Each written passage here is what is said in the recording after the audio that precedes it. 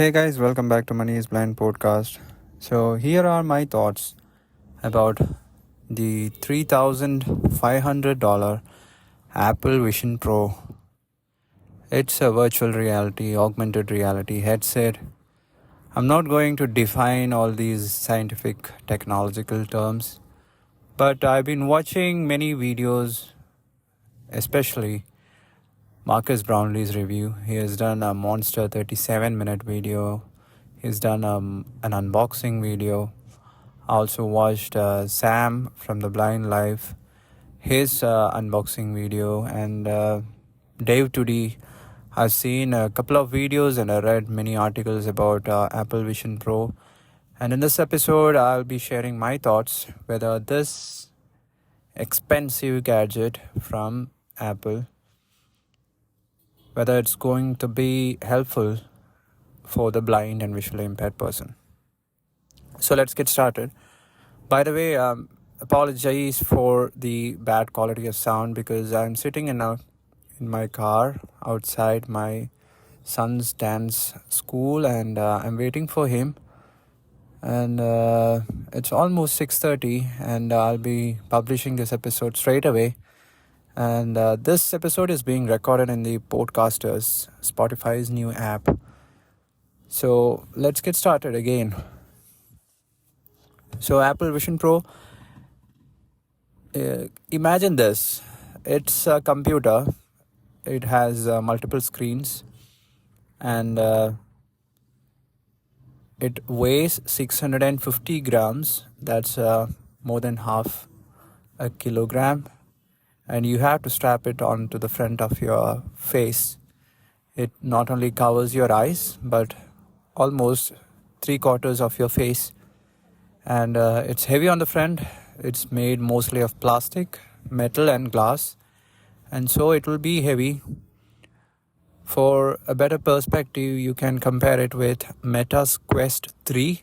It's another VR headset from Meta or Facebook. And it costs only $500, but that one weighs 520 grams or almost close to that number.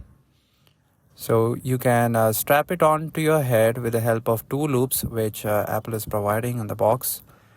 And this is the first device which Apple has released for the first time. Their first generation product that they are calling Pro. So usually they don't do it, but we have to keep in mind that this is a first generation product. So the screens, these will be useful for those with low vision. So if you are someone who can read with your remaining vision, if you are partially sighted, if you can use magnifier or zoom or high contrast in your phone right now, or your iPad or your Windows or Mac computer, you will be able to use this thing.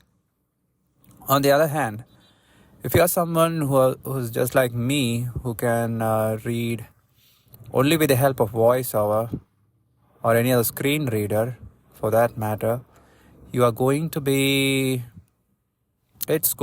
a bit difficult because this computer is controlled with the help of hand gestures and our eyes. So this thing, it keeps track of our eyes, the movement of our eyes where we are looking. So if you are someone who is legally blind and if you don't know where you are looking, if you have central loss of vision, that means you won't be able to look at the right spot when you are using this VR headset. So there are infrared rays and optic ID, that's what they're calling them. So it keeps track of our eyeballs and our cornea, and it can recognize where we are looking. And in order to control or activate any particular icon or to it just works like double tapping the voiceover button. When you're using voiceover, we have to double tap in order to activate it. So here there's no double tap. Right? So we are just controlling this device with the help of our fingers.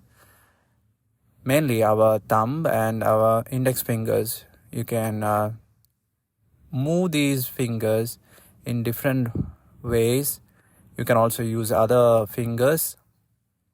So if you are someone who knows how to use voiceover gestures, I'm not talking about voiceover.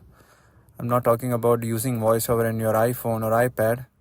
But if you know all the voiceover gestures, you might be able to use this, but it is going to be pretty difficult. And if you consider this, we have to look at the place, look at an icon, and then tap with our fingers in order to select it. Got it? So that's how this device works. And I think it will be useful for those who are partially blind or legally blind, those who have partial vision. But for a person who is strictly working with voiceover or screen readers, any screen reader for that matter, I don't think this device is going to be helpful.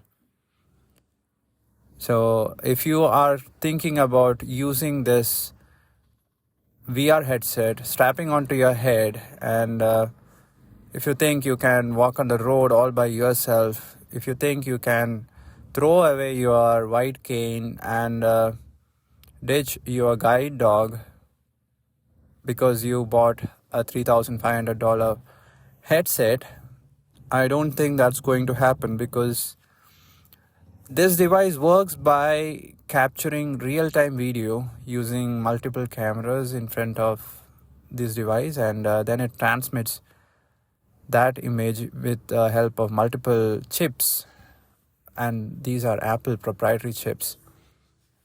I think it's called the R1 chip, and it then transmits it onto the screen, which is kind of like 1 to 2 inches away from our eyes. So there will be voice feedback for those who are visually impaired and blind. But in order to recognize which thing we are looking, we have to keep moving our eyes. And if you are someone who is blind from birth, I don't think this device is going to be of any help for navigation. If you lost your sight after being sighted for many years, just like me, because I lost my vision. I started losing my vision 7 years back, and I know what the world looks like. I kind of remember things. So if you are someone who is like that, you will be able to do it. You'll be able to navigate, but with difficulty. You will need practice. And this device lasts for just 2 hours with a battery pack which comes with this device. Of course, you can plug it onto a power socket and use it. But are you trying to use it as a computer or your phone? What is the purpose of what is the purpose that this device is going to serve you? Think about it. Are you trying to do spatial computing with the help of this device? That's what the term that Apple calls Apple Vision Pro is capable of. I don't think this device is going to be a replacement for our computers or our iPhone. It's more like I'm not sure what this thing is going to do for the sighted persons. First of all, maybe there are only 600 apps. Maybe there will be more number of apps in the future. I think some companies like Be My Eyes or Seeing AI, Microsoft, many companies are going to build apps for the blind. And at that time, within 1 or 2 years, by the time the second or the third generation of Apple Vision Pro is launched, I think at that time we'll have a better picture. And at that time, if Apple decides to launch an Apple Vision, just an Apple Vision, not the Pro device, at a cost which is kind of like between $1,000 and $1,500, maybe more number of persons will be able to buy it. And maybe more number of blind and visually impaired persons are going to benefit from it. Till that time, I'm going to be skeptical, and I'll keep you guys posted on my updates. So if you don't want to miss those updates, consider subscribing to this show. I just can't wrap my head around the thought about carrying a device which is 600 grams and walking on the road. And this device doesn't look like a normal eyeglass. If you want to purchase it, definitely get a demo. 100% go to the nearest Apple store, get a demo, use it for 1.5 hours. Figure out if this thing is going to be helpful for you in your work or your personal life, and only after getting the demo, only after using this device for 1.5 hours, only then decide whether you are going to buy it or not. So that's my thought about the Apple Vision Pro. I hope you guys like it. So I'll keep you guys posted. Today is Thursday. It's February 8th. And we'll talk to you tomorrow. Till then, you guys take care. Bye-bye.